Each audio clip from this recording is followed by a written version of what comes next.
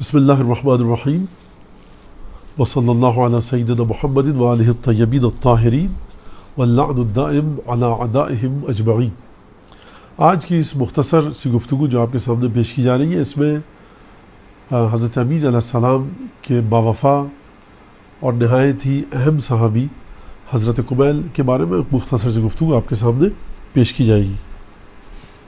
حضرت قمیل ابن زیاد نخعی، ان کی تاریخ ولادت کے بارے میں اختلاف ہے، اور بعض نے کہا ہے کہ ہجرت کے 1 سال بعد ولادت ہوئی، بعض نے کہا ہے کہ 7 برس قبل ہجرت سے کہ ولادت ہوئی، بعض نے 14 برس قبل بھی کہا ہے، لہٰذا بہت زیادہ اختلاف ہے۔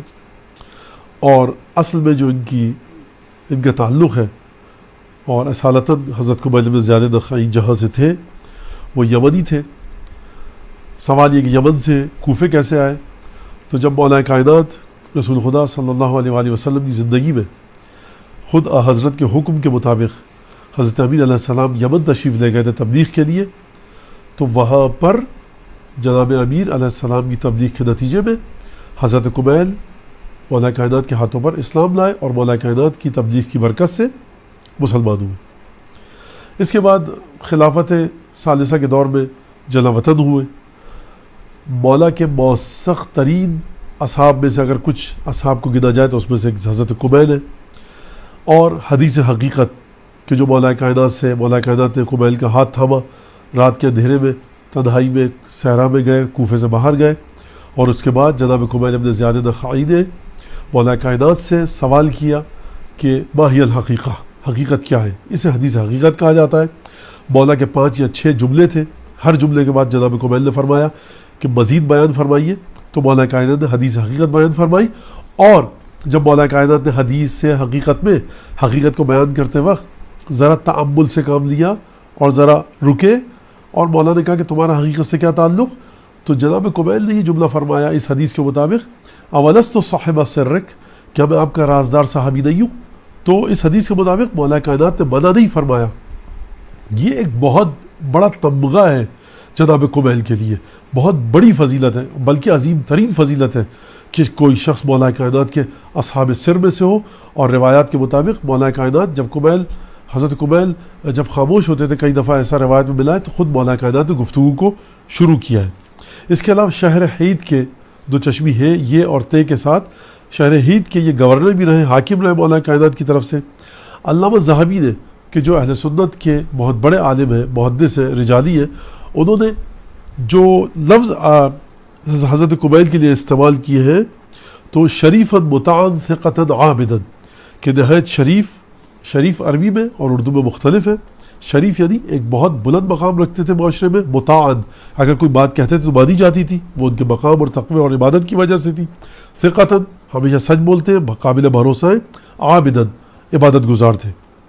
یہ راویان حدیث میں سے بھی ہے، اور ان سے حدیث بھی روایت کی گئی ہے۔ لہٰذا ہو سکتا ہے کبھی کوئی شخص راوی حدیث ہو، کسی سے حدیث نقل کرے، لیکن معاشرے میں اس کی اتنی حیثیت اور ویلیو نہ ہو کہ کوئی اس سے آ کر بات کو نقل کر آگے بڑھائے۔ راوی حدیث ہونا، اور پھر اگر کوئی شخص حدیث کی روایت کرے، دوسرے لوگ اس کی روایت کو، اس کے الفاظ کو بنیاد بنا کر آگے بتائیں، تو یہ خود ایک اہمیت کی حامل ایک چیز ہے۔ اور اب اگلا سوال یہ آتا ہے کہ جب یہ 79 یا 90 سال کی عمر میں شہید ہوئے تو واقعہ کربلا کے وقت یہ زندہ تھے، تو سید الشہداء کی نصرت کیوں نہیں کی؟ تو تاریخ میں لکھا ہے کہ شام کے دمشق کی انتظامیہ نے، دربار دمشق نے حضرت قمیل کو قید کر دیا تھا جناب قمبر کے ساتھ، اور جناب قمبر اور حضرت قمیل دونوں قید میں تھے، عبید اللہ بن زیاد کی کوفے میں، اور کربلا کے واقعے کے بعد ان کو آزاد کیا گیا۔ دعا قمیل آپ ہی سے روایت ہوئی ہے، اور مولا کائنات کو دیکھا انہوں نے کہ مولا کائنات سجدے کی حالت میں، شب نیمہ شعبان ہے، شب جمعہ بھی ہے، اور دعا قمیل پڑھ رہے، تو جناب قمیل نے دعا طلب کی، اور وہ واقعہ نہایت ہی دلچسپ اور بڑا عجیب و غریب واقعہ ہے کہ کس طرح سے مولا کائنات نے وہ دعا تعلیم فرمائی۔ اس دعا کا تعلیم فرمانا بھی ایک اہمیت کا بیانگر ہے کہ کتنی اہمیت ہے حضرت قمیل کی مولا کائنات کی نگاہوں میں۔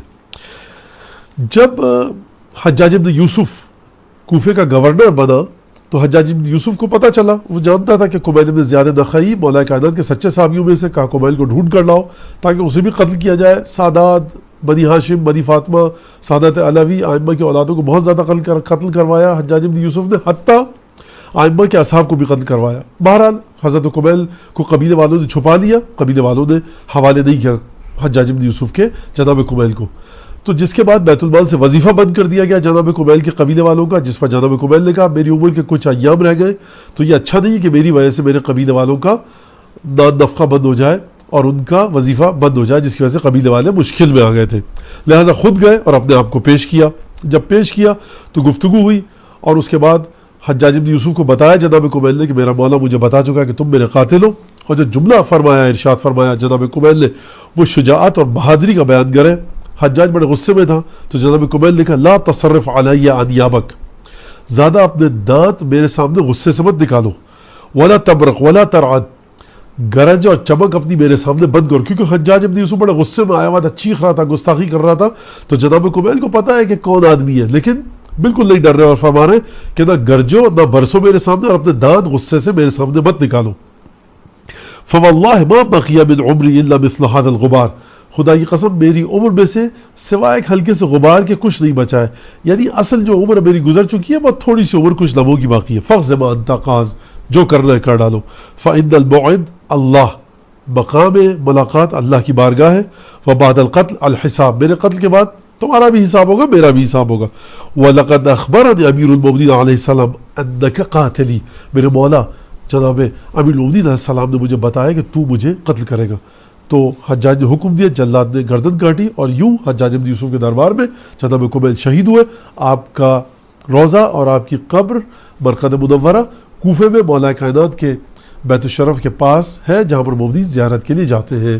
وآخر دعوانا ان الحمد للہ رب العالمین.